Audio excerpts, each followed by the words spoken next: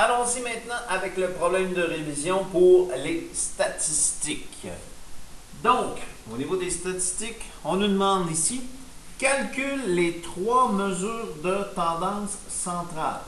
Donc, les trois mesures de tendance centrale, il faut se rappeler qu'il s'agit de la moyenne, du mode et de la médiane. Donc, on aura à calculer mode, moyenne, médiane, ainsi que la mesure de dispersion. La mesure de dispersion, on parle de l'étendue qui est mon max moins mon min.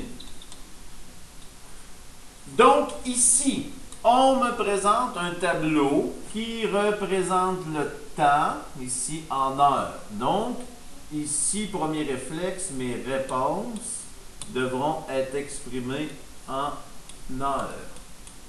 Donc, ne pas oublier mes unités dans mes réponses, dans mes mesures de tendance centrale. Donc, une moyenne qui va être exprimée en heures, un mode qui va être exprimé en heures et une médiane qui va être exprimée en heures. Et on a l'effectif ici. Donc, un tableau groupé en classes. Le premier réflexe, toujours en voyant mon tableau, c'est d'aller chercher mes XI, ici, qui va être le milieu de ma classe. Donc, le milieu de ma classe, qu'est-ce qui est au milieu de 40 et de 50? C'est 45. Si jamais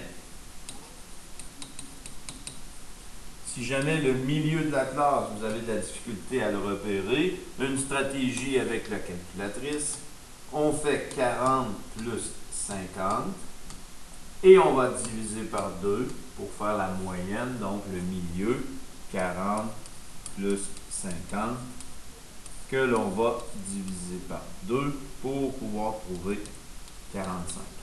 Donc, le milieu de chaque classe ici, c'est le premier réflexe que j'ai en voyant mon tableau groupé en classes, car on en aura besoin pour les calculs de mesure de tendance centrale.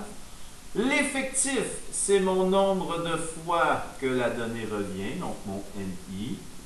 J'aurai besoin de ma colonne XI fois NI pour calculer ma moyenne.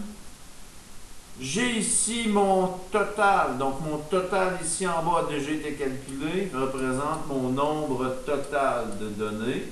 Donc mon N vaut 25, qui sera mon diviseur lorsqu'on fera la moyenne.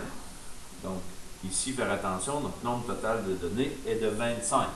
Donc, nombre total de données qui sera 25, qui servira dans le calcul de la moyenne, qui servira aussi dans la position de ma médiane. Pour ce qui est du max et du min au niveau de mon étendue, on se rappelle, on utilise ici et ici.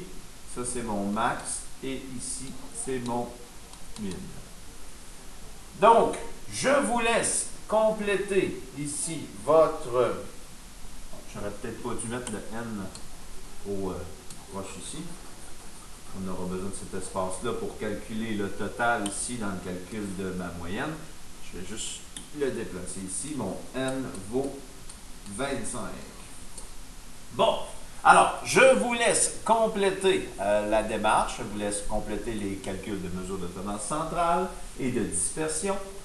Vérifiez sur le Classroom votre solution ou sollicitez votre enseignant pour toute difficulté.